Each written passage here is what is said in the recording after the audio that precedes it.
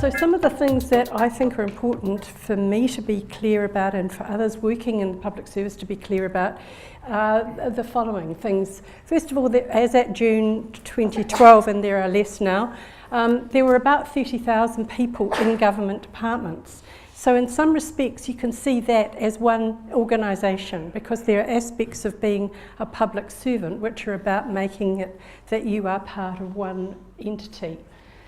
Then there are a number of common roles, like being a policy analyst or like being a policy or program officer or being an authorised officer, as Karen mentioned with the people in prisons. There are authorised officers in a range of different departments. So there are common roles, but more importantly there's a common pathway to the top.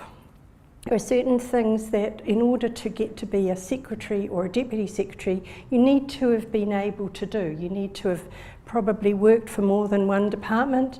You probably need to have worked in one of the central agencies like Premier and Cabinet or Treasury and Finance, and you need to kind of have been around a bit. So there's a kind of an aspect of needing to do your time.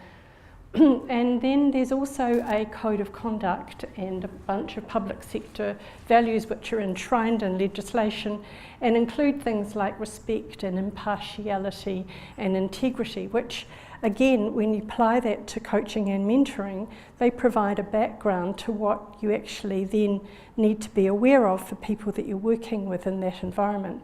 Now, for those of you that are not involved with the public sector, you'll have your version of this in terms of the numbers of people, what the common roles are, what the pathway is, and for example in that regard I guess is whether people are likely to be promoted from within or not, and then the whatever your organisational values, and those code of conduct apply to all public servants.